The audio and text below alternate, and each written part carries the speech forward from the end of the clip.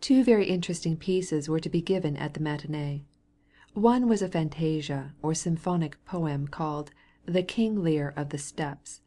The other was a quartet dedicated to the memory of Bach. Both pieces were new and of the new school, and Levin desired to form his own opinion in regard to them. So, after he had conducted his sister-in-law to her place, he took his stand near a column, and determined to listen as attentively and conscientiously as possible. He tried not to allow his attention to be distracted and his impression spoiled by letting his eyes follow the white cravated Kapellmeister's waving arms, which were always so disturbing to the musical attention, or by looking at the ladies in their hats, who for concerts take especial pains to tie ribbons round their ears, or at all the faces either occupied with nothing or occupied with the most heterogeneous interests, music being the last. He tried to avoid meeting the connoisseurs and the chatterers, but he stood alone by himself, looking down and listening. But the more he listened to the "King Lear" fantasia, the more he felt the impossibility of forming a clear and exact idea of it. The musical thought, at the moment of its development, was constantly interrupted by the introduction of new themes, or vanished, leaving only the impression of a complicated and laborious attempt at instrumentation. But these same new themes, beautiful as some of them were, gave an unpleasant impression, because they were not expected or prepared for. Gaiety and sadness and despair and tenderness and triumph followed one another like the incoherent thoughts of a madman, to be themselves followed by others as wild. During the whole performance Levin experienced a feeling analogous to what a deaf man might have in looking at dancers. He was in a state of utter dubiety when the piece came to an end, and he felt a great weariness from the strain of intellectual intensity which was never rewarded. On all sides were heard loud applause and clapping of hands. All got up and moved about, talking.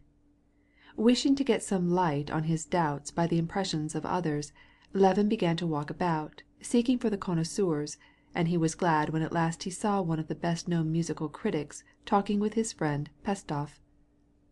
"It's wonderful," said Pestov in his deep bass. "How are you, Konstantin Dmitrich? The passage that is the richest in color, the most statuesque, so to speak, is that where Cordelia appears, where woman, das ewig Weibliche, comes into conflict with fate. Don't you think so?" "Why Cordelia?" asked Levin with hesitation, for he had wholly forgotten that the symphonic poem had anything to do with King Lear. "Cordelia appears here," said Pestov, tapping with his finger on the satin program which he held in his hand. Then only did Levin notice the title of the symphonic poem, and he made haste to read the text of Shakespeare, translated into Russian and printed on the back of the program. "You can't follow it without that," said Pestov, addressing Levin, now that his friend the critic had gone, and there was nothing more to talk with him about. Levin and Pestov spent the intermission in discussing the merits and defects of the Wagnerian tendencies in music. Levin maintained that the mistake of Wagner and all his followers consisted in transferring music to the domain of an alien art, that poetry made the mistake when it tried to depict the features of the human face, which was the province of painting to do, and as a concrete example of this kind of a mistake he adduced the sculptor, who should try to express in marble the shades of poetic imagery rising round the figure of the poet on the pedestal. "These shades are so far from being shades in the case of the sculptor, that they even rest on the steps," said Levin.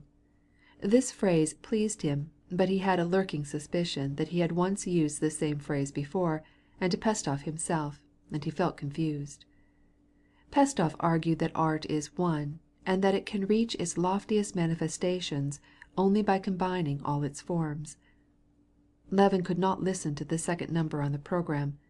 Pestov, who was standing near him, kept talking to him most of the time, criticizing it for its excessive, mawkish, affected simplicity, and comparing it to the simplicity of the pre-Raphaelites in painting. On his way out he met various acquaintances, with whom he exchanged remarks on politics, music, and other topics.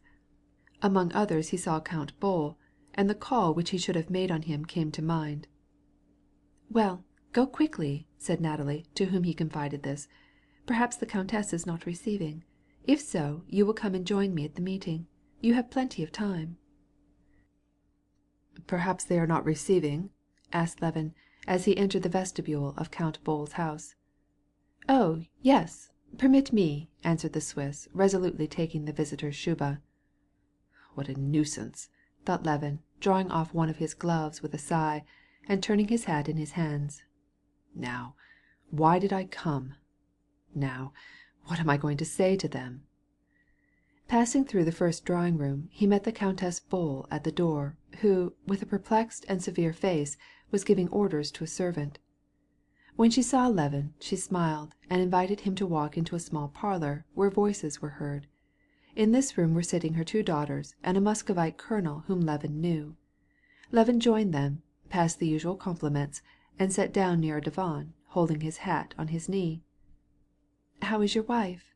Have you been to the concert? We were not able to go. Mamma had to attend to the requiem," said one of the young ladies. "Yes, I heard about it. What a sudden death," said Levin. The countess came in, sat down on the divan, and asked also about his wife and the concert. Levin replied, and asked some questions about the sudden death of Madame Apraxin. "But then she was always in delicate health." "Were you at the opera yesterday?" "Yes, I was." "Lucia was very good." "Yes, very good," said he, and he began, seeing that it was entirely immaterial to him what they thought about him, to repeat what he had heard 100 times about the singer's extraordinary talent. The Countess Bohl pretended that she was listening.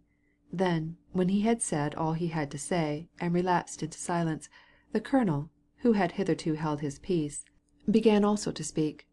The colonel also talked about the opera, and about an illumination. Then, saying something about a supposititious folle journée at Turin, the colonel, laughing, got up and took his departure. Levin also got up, but a look of surprise on the countess's face told him that it was not yet time for him to go. 2 minutes more at least were necessary. He sat down. But, as he thought what a foolish figure he was cutting, he was more and more incapable of finding a subject of conversation. "Are you going to the public meeting?" asked the countess. "They say it will be very interesting." "No, but I promised my belle-sœur that I would call for her there," replied Levin. Silence again ensued. The mother exchanged a look with her daughter. "Now it must be time to go," thought Levin, and he rose. The lady shook hands with him, and charged him with 1000 choses for his wife. The Swiss, as he put on his shuba for him, asked his address, and wrote it gravely in a large, handsomely bound book. "Of course, it's always the same to me, but how useless and ridiculous it all is," thought Levin, comforting himself with the thought that everyone did the same thing.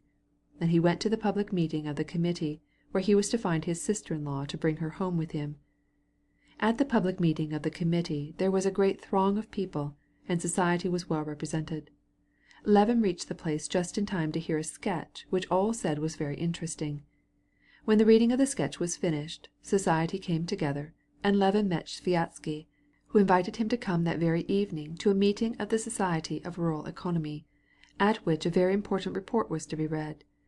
He also met Stepan Arkadyevitch, who had just returned from the races, and many other acquaintances, and Levin talked much and heard many opinions relating to the meeting and the new piece and the lawsuit. But apparently in consequence of his weariness and the strain which he began to feel, he made a blunder in speaking of a certain lawsuit, and this blunder he afterward remembered with annoyance. Speaking of the recent punishment of a foreigner who had been tried in Russia, and that it would have been irregular to punish him by exile, Levin repeated what he had heard the evening before in a conversation with a friend of his. "I think that to send him abroad is just the same as to punish a fish by throwing it into the water," said Levin. Too late he remembered that his comparison which he put forth to express his thought, though he had heard his friend use it, was really taken from a fable by Kryloff, and that his friend had taken it from the feuilleton of a newspaper. Returning home with his sister-in-law, and finding Kitty well and happy, Levin went to the club. Levin reached the club very punctually. A number of the guests and members arrived there at the same time as he did. Levin had not been at the club very recently. Indeed, not since the time when, having finished his studies at the university, he passed a winter at Moscow and went into society. He remembered the club in a general sort of way, but had entirely forgotten the impressions which, in former days, it had made upon him. But as soon as he entered the great semicircular dvor, or court, sent away his isvostchik, and mounted the steps and saw the liveried Swiss noiselessly open the door for him, and bow as he ushered him in, as soon as he saw in the cloak-room the goloshes and shubas of the members, who felt that it was less work to take them off downstairs, and leave them with the Swiss, than to wear them upstairs, as soon as he heard the well-known mysterious sound of the bell, and as soon as he mounted the easy flight of carpeted stairs, and saw the statue on the landing, and on the upper floor recognized the third Swiss in his club livery, who, having grown older, displayed neither dilatoriness nor haste in opening the door for him, he once more felt the old-time impression of the club, the atmosphere of comfort, ease, and good breeding. "Your hat, if you please," said the Swiss to Levin, who had forgotten the rule of the club to leave hats at the cloak-room. "It's a long time since you were here," said the Swiss. "The prince wrote to you yesterday. Prince Stepan Arkadyevitch has not come yet." The Swiss knew not only Levin but all his connections and family, and took pleasure in reminding him of his relationships.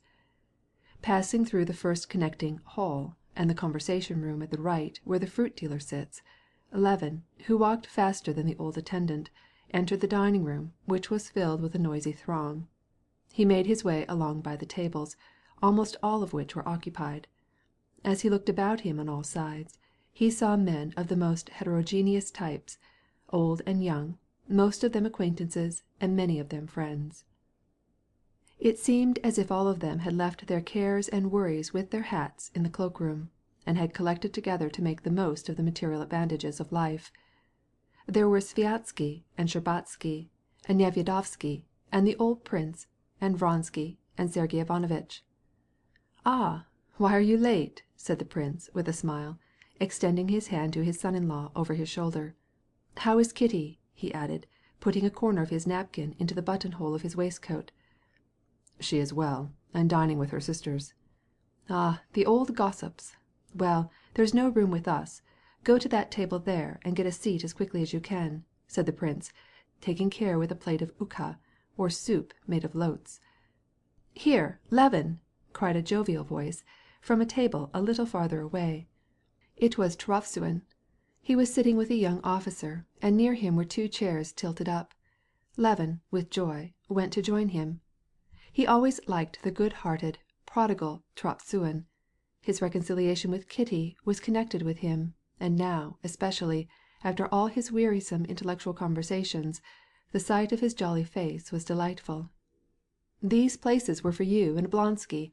He will be here directly," said Turovtsin, and then he introduced Levin to the young officer, who held himself very straight and had bright, laughing eyes. "Gagin, from Petersburg."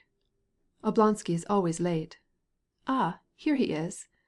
"You've only just come, haven't you?" asked Oblonsky of Levin, hurrying up to him. "Your health. Will you take vodka? Come on, then." Levin got up and went with him to a large table, on which all kinds of liquors and a most select zakuska were set out. It would seem as if the 24 different kinds of drinks might have offered a choice, but Stepan Arkadyevitch thought good to ask for a special concoction, which a servant in livery hastened to get for him. They drank it from small glasses, and then returned to their places.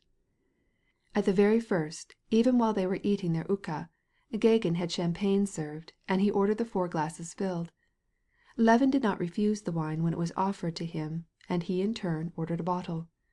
He was hungry, and ate and drank with great satisfaction, and with still greater satisfaction took part in the gay and lively conversation of his neighbors. Gagin, lowering his voice, told a new Petersburg anecdote, and, though it was indecorous and ridiculous, it was so funny that Levin laughed uproariously till those around him looked at him in surprise. "That is in the same kind as 'Alas, I cannot endure it,'" quoted Stepan Arkadyevitch. "Do you remember? Ah, it was lovely. Bring us another bottle," said he to the lackey, and he began to tell an anecdote. Pyotr Ilyitch Vinovsky sends these," interrupted a little old lackey, addressing Stepan Arkadyevitch, and bringing 2 diminutive glasses of bubbling champagne, and offering them to Oblonsky and Levin. Stepan Arkadyevitch took the glass, and, exchanging glances with a bald, ruddy, mustachioed man at the other end of the table, nodded to him and smiled. "Who is that?" asked Levin. "You met him at my house once. Don't you remember? He's a very good fellow." Levin followed Oblonsky's example, and took his glass. Stepan Arkadyevitch's anecdote was also very diverting. Then Levin had a story to tell, and it likewise raised a laugh. Then the conversation turned on horses, and the races that had taken place that day, and they told how brilliantly Vronsky's trotter, Atlas Nui, had won the first prize. "Ah, here they are," said Stepan Arkadyevitch toward the end of the dinner, turning round in his chair to extend his hand to Vronsky, who was walking with a tall colonel of the guards. Vronsky's face was also radiant with the good-natured gaiety that reigned in the club. He leaned his elbow on Oblonsky's shoulder and whispered some words in his ear with an air of good humor, and extended his hand with a friendly smile to Levin. "I am very glad to meet you," said he. "I looked for you after the elections, but they told me you had gone." "Yes, I went away the same day. We have just been speaking of your trotter. It was a very fast race." "Yes, it was. Haven't you racehorses too?" "I? No. My father had horses, and I know about them." "Where did you dine?" asked Stepan Arkadyevitch. "At the second table, behind the columns." "He has been loaded down with congratulations. It's very pretty, a second imperial prize. I wish I could only have the same luck at play as he does with horses. Now, how they waste golden time! I am going to the infernal Naya," said the tall colonel, and he left them. "That's Yashvin," said Vronsky to Trotsuin, and sat down in a vacant place near them. Having drained the glass of champagne which was filled for him, he also ordered a bottle. Either from the effect of the wine which he had drunk, or from the social atmosphere of the club, Levin talked cordially with him about the best breeds of cattle, and was happy to feel no more hatred against his former rival. He even told him, among other things, that he had heard from his wife of the meeting which had taken place at the house of the Princess Marya Borissovna. "Ah, the Princess Marya Borissovna! She's a charmer!" exclaimed Stepan Arkadyevitch, and he told an anecdote of the old lady which made everyone laugh. Especially Vronsky laughed so heartily that Levin felt perfectly reconciled to him. "Well, gentlemen, have we finished?" said Oblonsky, getting up and smiling. "Then let us go." On leaving the table, Levin, in company with Gagin, walked through the lofty rooms to the billiard room, and he felt that his walk was singularly straight, and that his hands moved easily. In the large hall he met his father-in-law. "Well, and how do you like our temple of indolence?" asked the old prince, taking his son-in-law by the arm. "Come, take a turn." "I should like to look around. It is interesting." "Yes, to you, but my interest in it is different from yours. When you see old men like that," said he, indicating a member of the club who, with stooping shoulders and falling lip, was slowly shuffling along in soft boots across the hall, "you would think that they were born shlupiks." "Why do you call them little sloops?" "Here you are, and don't know what that means? That's our club term. You know how eggs roll.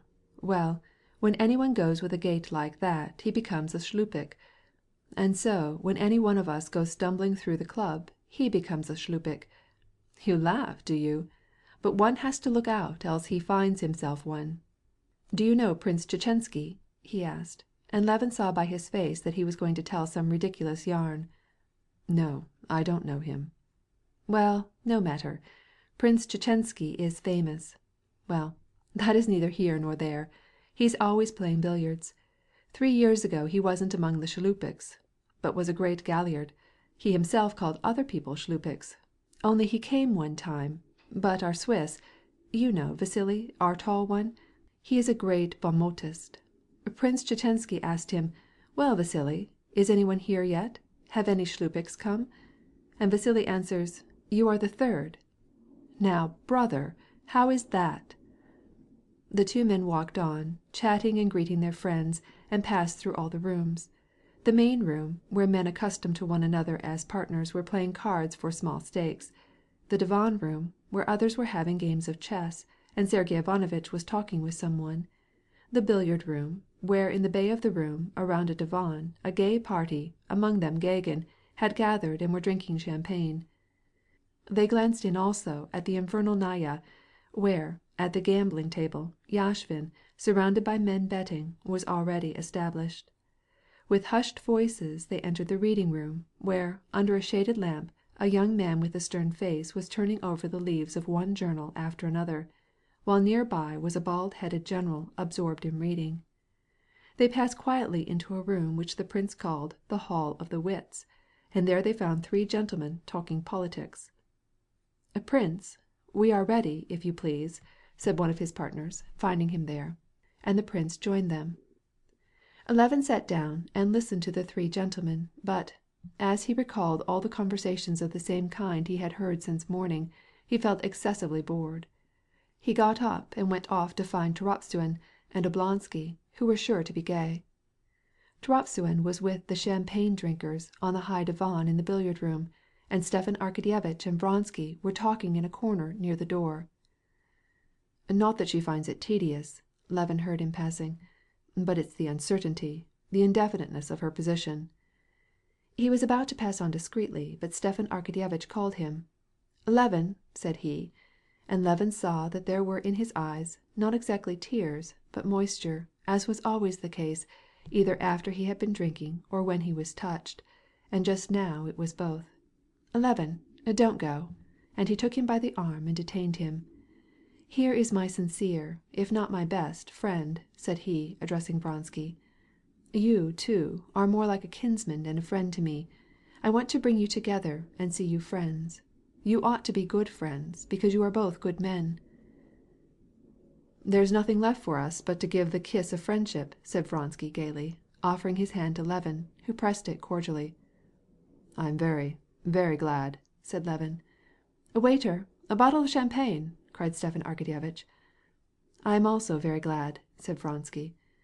But in spite of Oblonsky's desires and their mutual satisfaction, they had nothing to say, and both knew it. "Do you know, he doesn't know Anna," remarked Oblonsky, "and I want to introduce him to her. Come on, Levin." "Is it possible?" said Vronsky. "She will be very much pleased. I should beg you to come at once. But I am troubled about Yashvin, and I want to stay here till he has finished playing." "Is he going to lose?" "All he has. I am the only one who has any influence over him," said Vronsky. "What do you say, Levin? Shall we have a game of pool? First rate," said Stepan Arkadyevitch. "Place the pyramid," he said, addressing the marker. "It is all ready," replied the marker, who had some time before put the balls in the triangular frame and had placed the red ball in readiness to break the pyramid. "Well then, go ahead." After their game, Vronsky and Levin sat down at Gagin's table, and Levin, at Stepan Arkadyevitch's instance, began to bet on the aces. Vronsky sat down for a time at the same table, where his acquaintances kept coming up and joining him. Then, after a time, he went to the infernal Naya to find out how Yashvin was getting along. Levin felt a pleasant sense of exhilaration after the intellectual weariness of the morning. He was pleased to have his unfriendly feelings toward Vronsky ended, and the impression of restfulness, good fellowship, and comfort still remained by him. When the game was ended, Stepan Arkadyevitch took Levin's arm, saying, "Well, let us go see Anna. We needn't wait for Vronsky. What say you? She is at home. I promised her to bring you a long time ago. Where were you going this evening?" "Nowhere in particular. I only told Sviatsky I would go to the Society of Rural Economy. But I'll go with you, if you wish." "Excellent. Let's go then. See if my carriage has come," said Stepan Arkadyevitch, addressing a lackey. Levin went to the desk, paid the 40 rubles which he had lost at cards, in some mysterious way gave his fee to the old lackey who was standing by the door, and went through the long rooms down to the entrance. "Oblonsky's carriage!" cried the Swiss in a portentous voice. The carriage came up and the two friends got in. Only as long as the carriage was still in the courtyard did Levin continue to experience the feeling of clubbish comfort, of satisfaction, and of indubitable decorum which had surrounded him. But as soon as the carriage rolled out on the street, the jolting over the uneven pavement, the cries of an angry izvozchik whom they met, and the sight of the red sign of a low public-house and some shops lighted up, caused this impression to fade away, and he began to think over what follies he had committed, and to ask himself if he were doing right in going to see Anna. What would Kitty say? Stepan Arkadyevitch, as if he had divined what was passing in the mind of his companion, cut short his meditations. "How glad I am," said he, "that you are going to know her. Do you know Dolly has been wishing it for a long time. Lvov goes to her house, too. Though she is my sister," continued Stepan Arkadyevitch, "I am bold enough to say that she is a remarkable woman. You will see it.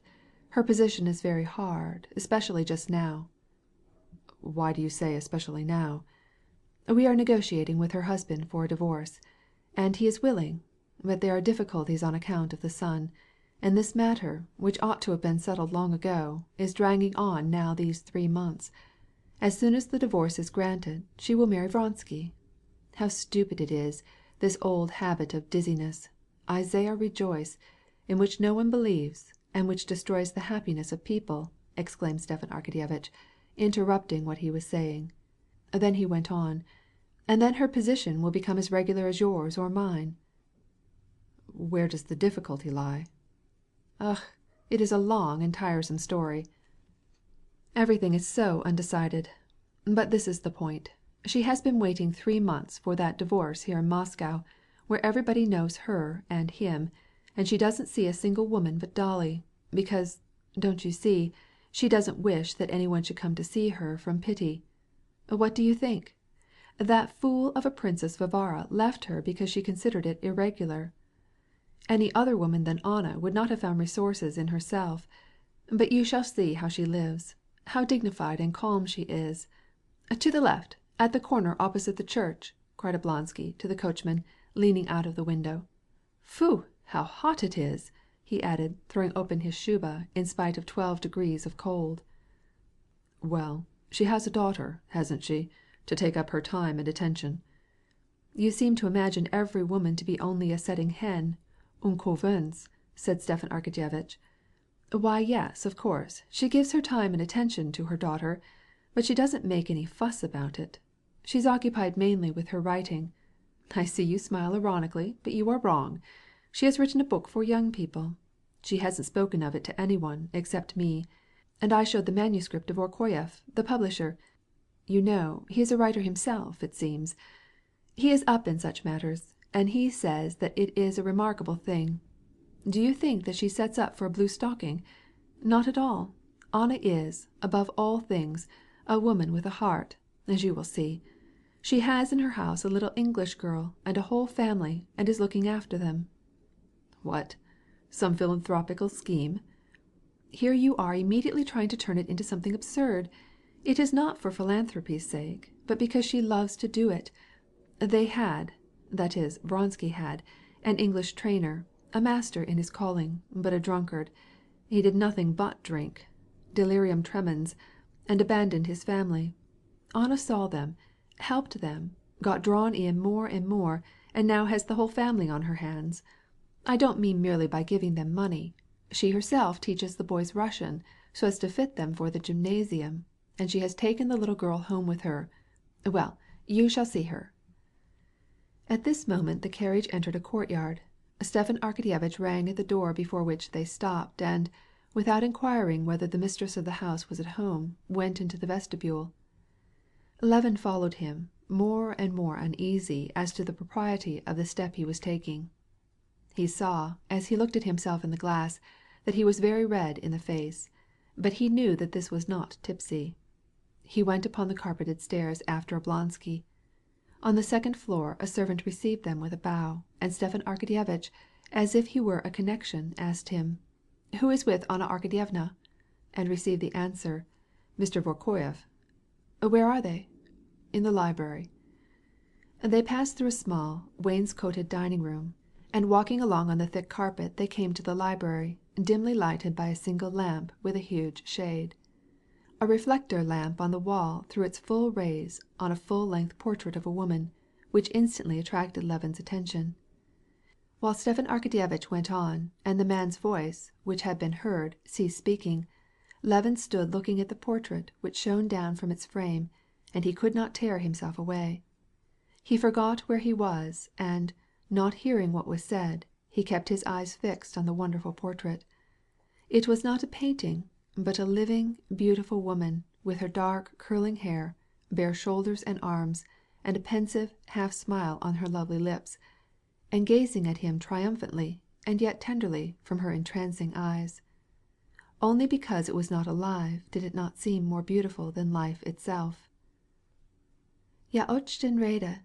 I am very glad," a voice said suddenly behind him, evidently addressed to him, the voice of the same woman whom he admired in the picture. It was Anna, who had been concealed by a lattice-work of climbing plants, and who rose to receive her visitor. And in the dark of the library Levin recognized the original of the portrait, in a simple dark blue gown, not in the same position, not with the same expression, but with the same lofty beauty which had been represented by the artist in the painting. She was less brilliant in the reality, but the living woman had a new attraction which the portrait lacked. She advanced to meet him, and did not conceal the pleasure which his visit caused her. With the ease and simplicity which Levin recognized as characteristic of a woman of the best society, she extended to him a small, energetic hand, introduced him to Vorkoyev, and called his attention to a light-complexioned and pretty little girl, her pupil, she said, who was seated with her work near the table. "I am very, very glad," she repeated, and in these simple words, spoken by her, Levin found an extraordinary significance. "I have known you and liked you for ever so long, both because of your friendship with Stiva and because of your wife. I knew her a very short time, but she gave me the impression of a flower, a lovely flower, and to think, she will soon be a mother." She talked freely and without haste, occasionally looking from Levin to her brother, and Levin was conscious that the impression which he had produced was excellent, and he immediately felt perfectly at his ease with her and on the simplest and most friendly terms, as if he had known her from childhood. To Vronsky, who asked if smoking was allowed, she replied, "That is why we have taken refuge in Alexei's study," and, looking at Levin, instead of asking, "Do you smoke?" she held over a tortoise-shell cigar-case to him, and took a cigarette herself. "How are you today?" asked her brother. "Pretty well. A little nervous, as usual." "Isn't it extraordinarily good?" said Stepan Arkadyevitch, noticing Levin's admiration of the portrait. "I never saw a better portrait." "An extraordinary likeness, isn't it?" added Vorkoyev. Levin looked from the portrait to the original. Anna's face lighted up with a peculiar glow as she felt conscious of his eyes resting on her. He blushed, and, to conceal his confusion, was just going to ask her when she had seen Darya Alexandrovna. But at that instant Anna said, "Ivan Petrovitch and I were talking just now of Vestchenkov's pictures. Do you know them?" "Yes, I have seen them," answered Levin. "But I beg your pardon, you were just going to ask me something?" Levin asked whether she had seen Dolly lately. "She was here yesterday. She was indignant at what happened to Grisha at the gymnasium. It seems his Latin teacher was unfair to him." "Yes, I saw the pictures.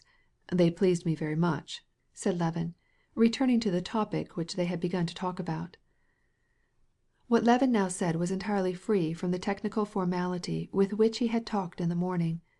Every word of the conversation with her seemed to be significant, and pleasant as it was to talk with her, it was still pleasanter to listen to her. Anna talked not only naturally and intelligently, but, though intelligently, still without pretense, not arrogating any great importance to her own thoughts, but attributing great importance to what her friends said. The conversation turned on the new tendencies of art and on some of the illustrations to the Bible which a French artist had recently made. Vorkoyev severely criticized the realism which the artist carried to brutality. Levin remarked that the French had carried conventionality in art to greater lengths than any other people, and that, therefore, they found a special merit in the reaction toward realism. They discovered poetry in the fact that they no longer lied. Never had Levin said a clever thing which gave him anything like the pleasure that this did. Anna's face grew suddenly bright as the full force of his remark dawned on her. She laughed. I am delighted," she said, "just as you are when you see a very lifelike portrait. What you said is characteristic of all French art at the present time, painting, and even literature, Zola, Daudet. But possibly this is always the way that men form their conceptions from imagery, conventional figures. But afterwards, all the combinaisons made, the imaginary figures weary, and people begin to invent more natural and truthful figures." "That is perfectly true," said Vorkoyev. "Have you been to the club?" asked Anna, turning to her brother. Yes, here is a genuine woman," said Levin to himself, forgetting himself and gazing steadily into her handsome, mobile face, which now suddenly changed its expression. Levin did not hear what she was talking about as she bent over toward her brother, but he was struck by the change in her expression. Beautiful as it had been before in repose, it now suddenly assumed a mixed expression of curiosity, wrath, and pride. But this lasted only for 1 minute. She half closed her eyes, as if she were trying to remember something. "However, this is interesting to no one," said she, and she addressed the English girl in English. "Please order the tea in the drawing-room." The girl rose and went out. "Well, has she passed the examination?" asked Stepan Arkadyevitch. "Perfectly. She is a very capable girl, and a lovely character." "You will end by loving her better than your own daughter." "That is just like a man. In love there is no such a thing as more or less. I love my daughter in one way, and this girl in another." "I tell Anna Arkadyevna," said Vorkoyev, "that if she would spend 100th part of the activity she devotes to this little English girl for the benefit of Russian children, what a service her energy would render. She would accomplish prodigies." "Now there, what you want I can't do. Count Alexey Kirillovitch," she glanced with an air of timid inquiry at Levin as she pronounced this name, and he involuntarily responded by a look which was encouraging and full of admiration, "used to encourage me, when we were in the country, to visit the schools. I went a few times. They were very pleasant, but I couldn't get interested in this occupation. You talk of energy, but the foundation of energy is love, and love does not come at will. So I love this little English girl, but I really don't know why."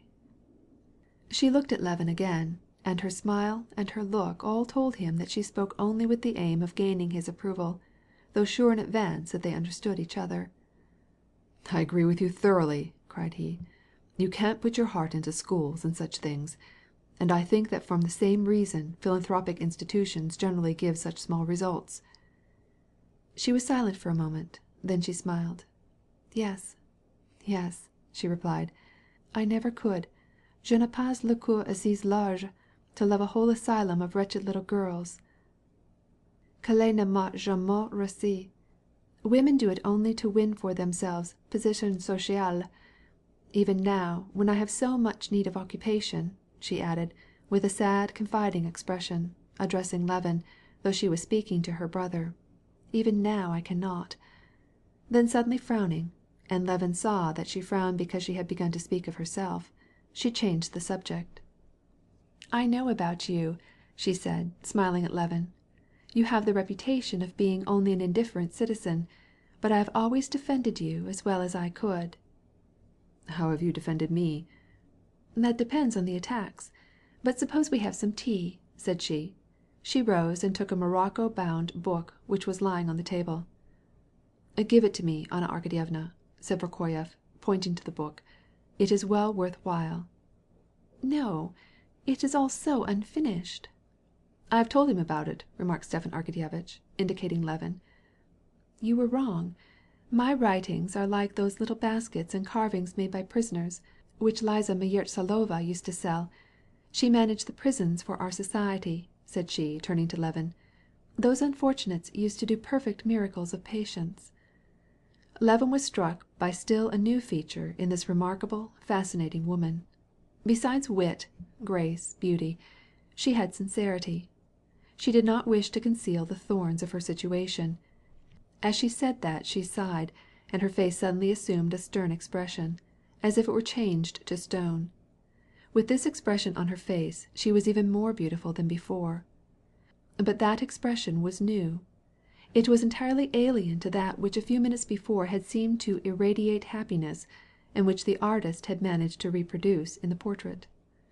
Levin looked once more at the portrait and at the original of it, while Anna took her brother's arm, and a feeling of tenderness and pity came over him, surprising even himself. She let the two gentlemen pass into the parlor, and remained behind to speak to Stiva. "What is she talking with him about? The divorce? Vronsky? What he was doing at the club? About me?" thought Levin, and he was so stirred that he heard nothing that Vorkoyev was saying to him about the merits of the story for children which Anna Arkadyevna had written. During tea, a pleasant conversation full of ideas was carried on. There seemed to be no lack of subjects at any moment, but it was felt that there was time to say all that anyone wanted to say, and each was willing to listen when the other talked.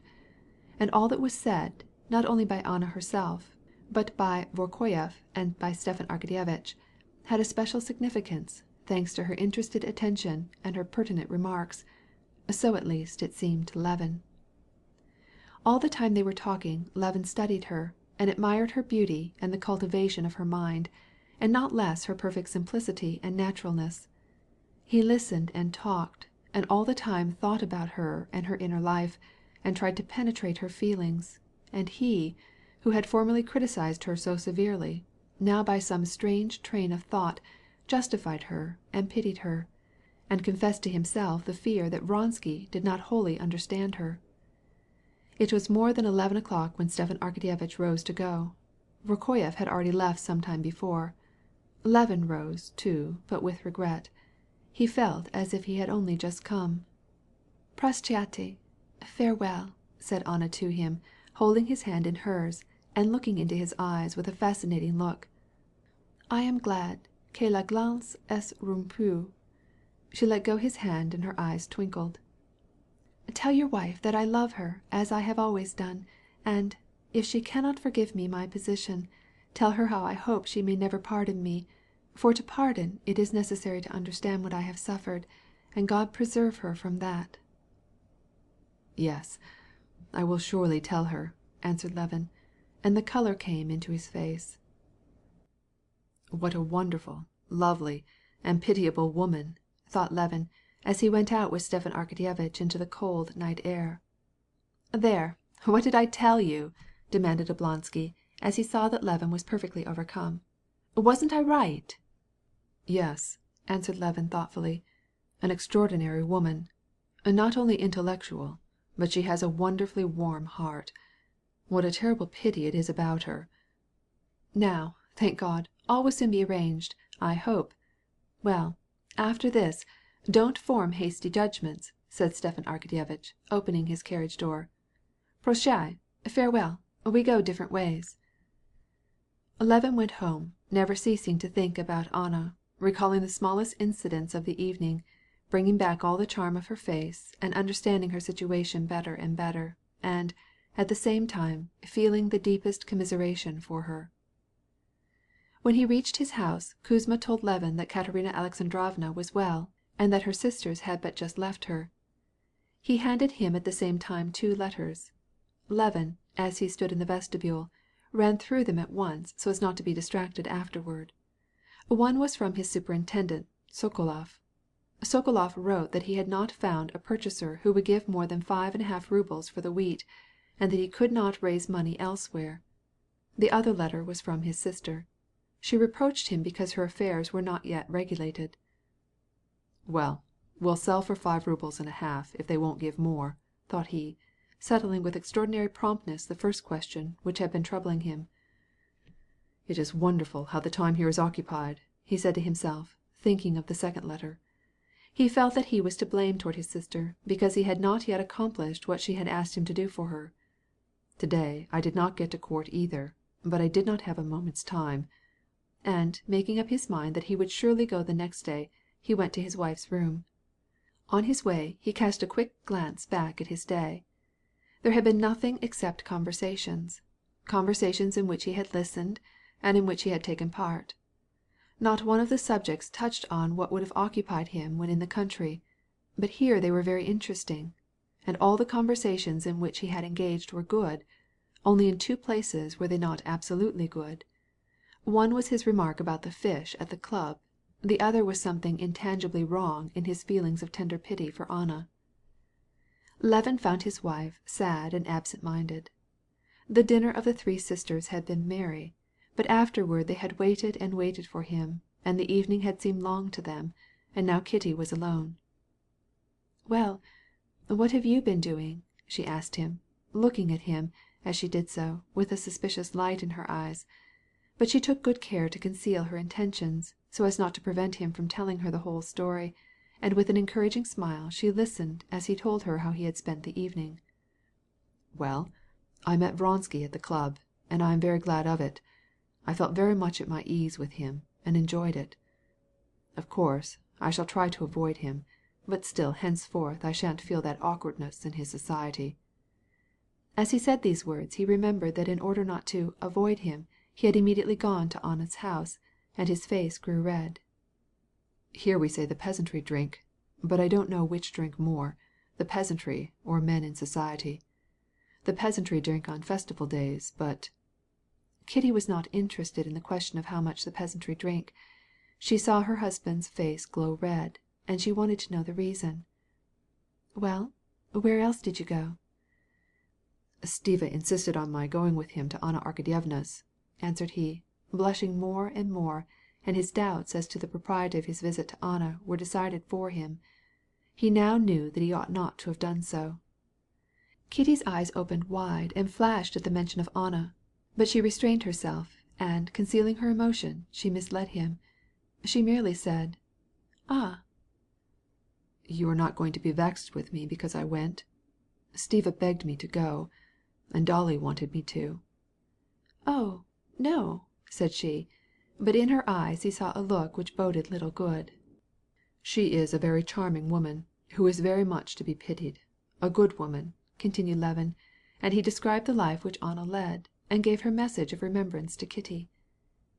"Yes, of course she is to be pitied," said Kitty when he had finished. "Whom did you get a letter from?" He told her, and, misled by her apparent calmness, went to undress. When he came back he found Kitty in the same armchair. When he approached, she looked at him and burst into tears. "What is it? What's the matter?" he asked with some annoyance, for he understood the cause of her tears. "You are in love with that horrid woman. She's bewitched you. I saw it in your eyes. Yes, yes. What will be the end of it? You were at the club. You drank too much. You gambled, and then you went. Where? No, this shall not go on. We must leave. I'm going home to-morrow." It was long before Levin could pacify his wife, and when at last he succeeded, it was only by acknowledging that his feeling of pity for Anna, together with the wine, had clouded his brain, and that he had fallen under her seductive influence, and by promising that he would avoid her. What he acknowledged with more sincerity was the ill effect produced on him by this idle life in Moscow, passed in eating, drinking, and gossiping. They talked till 3 o'clock in the morning. Only when it was 3 o'clock were they sufficiently reconciled to go to sleep. After having said good-bye to her visitors, without sitting down, Anna began to walk up and down the full length of her apartments. Of late she had got into the habit of unconsciously doing all she could to attract young men to her, and so this whole evening she had striven to awaken a feeling of love in Levin.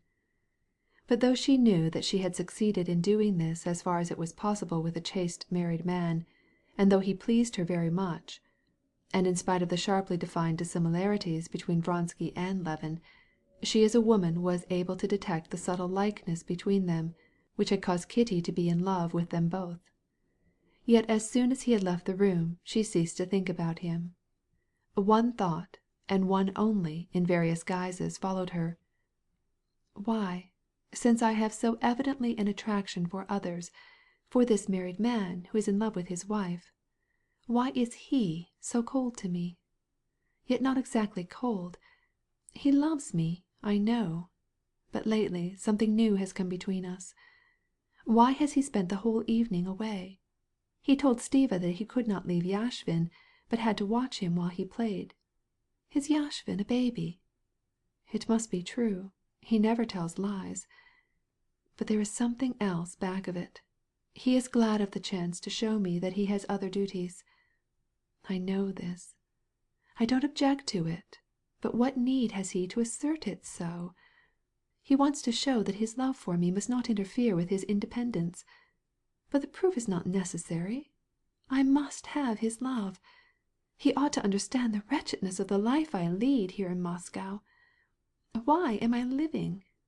I am not living, only dragging out life, in hope of a turn in affairs, which never, never comes. And Stiva says that he can't go to Alexey Alexandrovitch.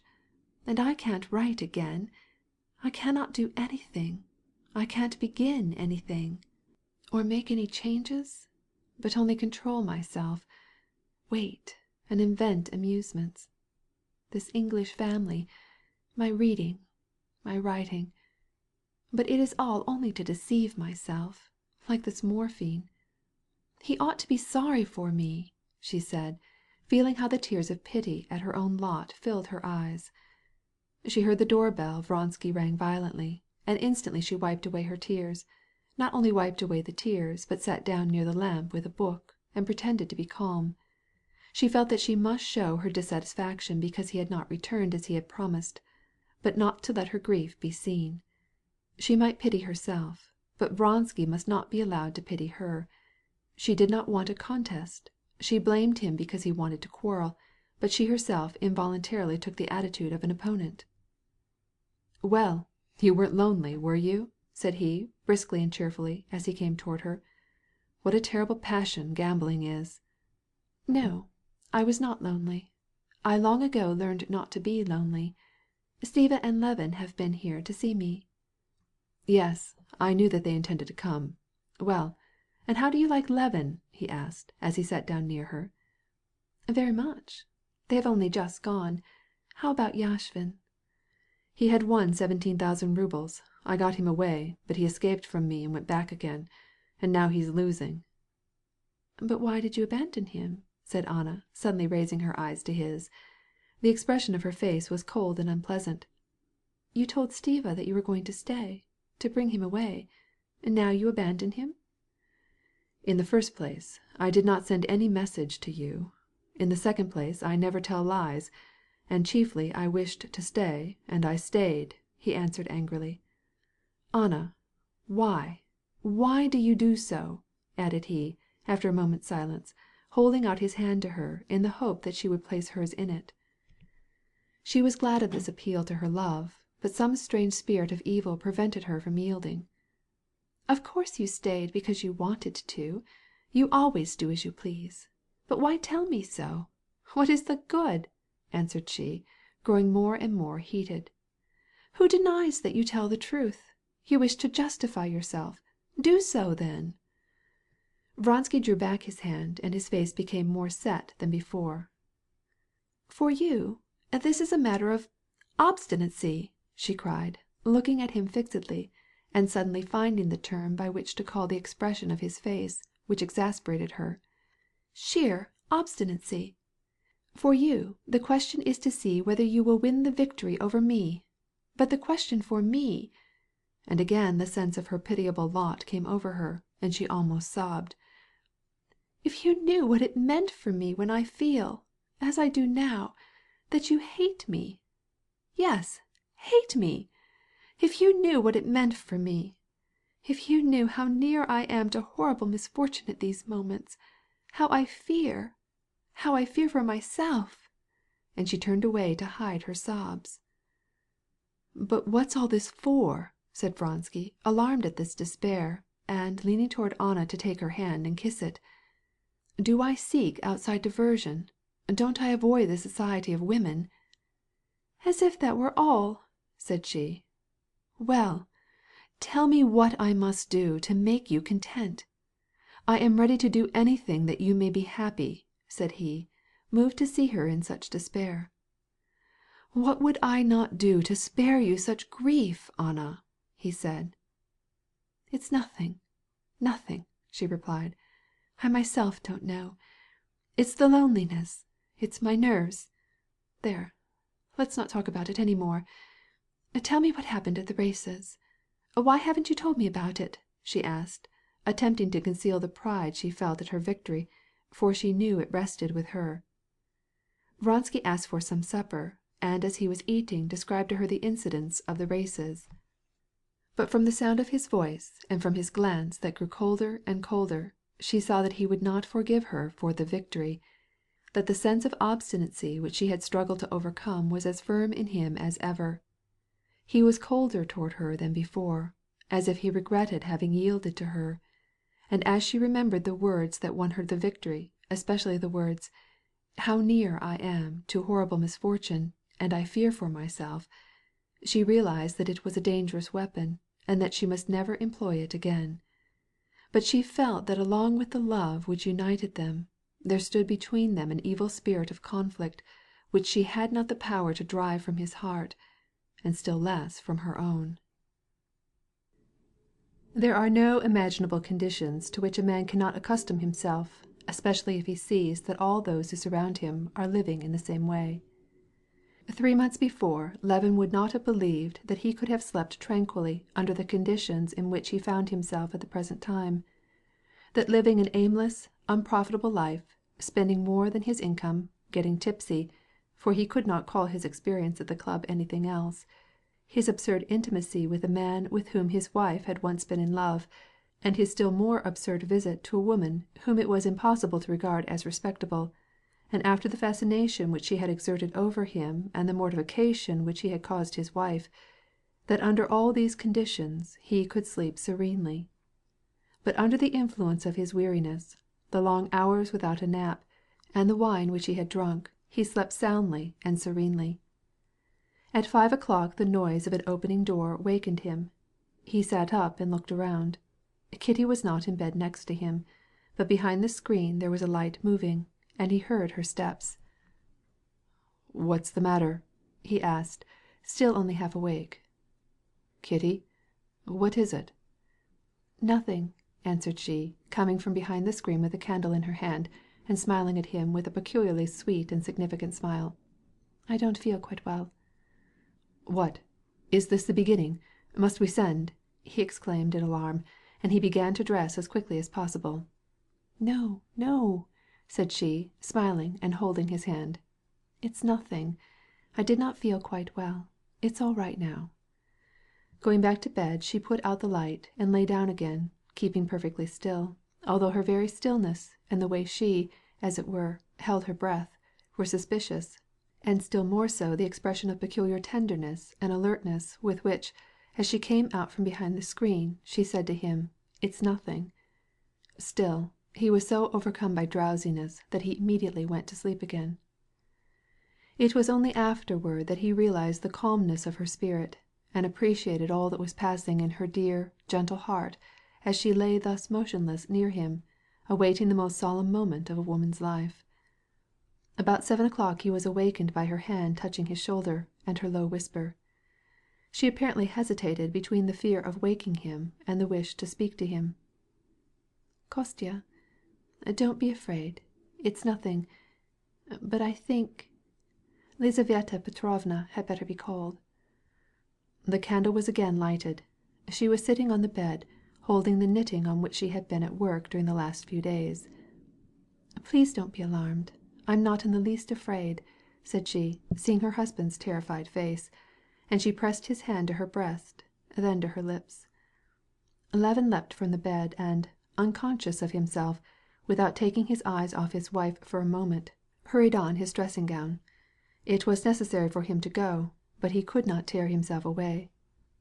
Dearly as he loved her face, as well as he knew her expression, her eyes, yet never before had he seen her look as she did then. How ugly and horrible did he now seem as he saw her now, and remembered the mortification which he had caused her the evening before. Her flushed face, with the clustering soft curls escaping from under her nightcap, was radiant with joy and resolution. Natural and simple as Kitty's character in general was, Levin was amazed by what unfolded itself before him now, when suddenly all the curtains were withdrawn, and the very essence of her soul shone in her eyes. And in this simplicity and revelation, she, her very self, whom he loved, was more apparent than ever.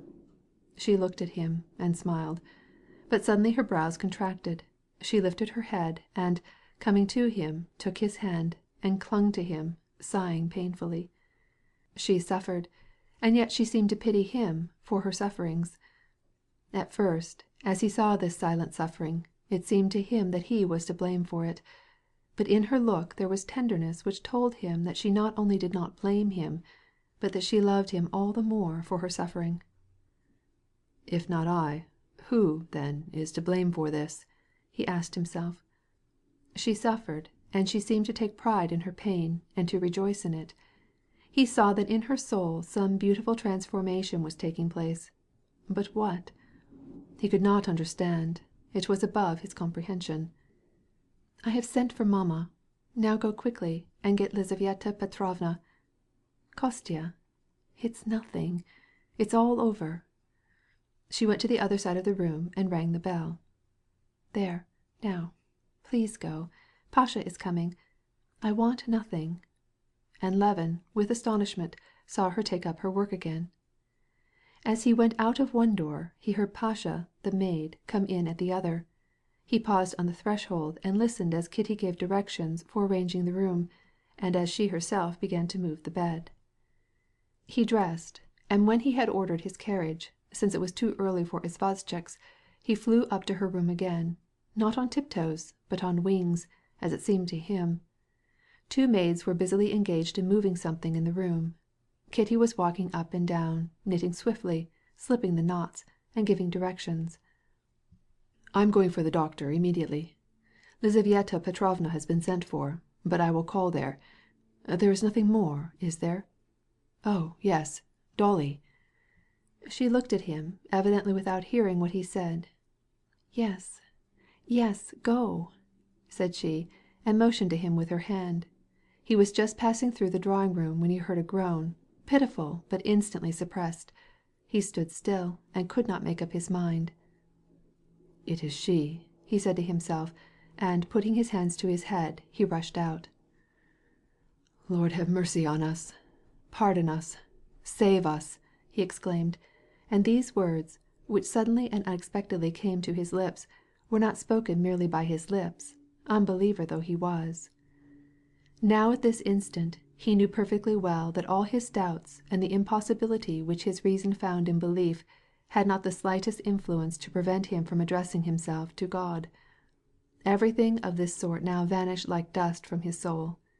To whom could he address himself, if not to him in whose hands he felt were held himself, and his soul, and his love? The horse was not yet ready, but, feeling the special strain of physical powers unemployed, and of the work before him calling for his attention, he started on foot, so as not to lose a single instant, and ordered Kuzma to follow him. At the corner of the street he met a night isvostchik hurrying along. In the little sledge sat Lizaveta Petrovna, in velvet cloak, with her head wrapped up in a kerchief. "Thank God," he murmured, as he saw with joy her pale little face, which had a peculiarly serious, and even stern, expression. Not ordering the driver to stop, he ran along with it back to the house. "Only 2 hours? Not more?" asked Lizaveta Petrovna. "You may speak to Pyotr Dmitrich, but don't hurry him. Yes, please get some opium at the apothecary's." "Do you think all will go on well?" asked he. "God help us," he added, as he saw his horse starting from the door. He got into the sledge alongside of Kuzma and ordered him to hurry to the doctor's.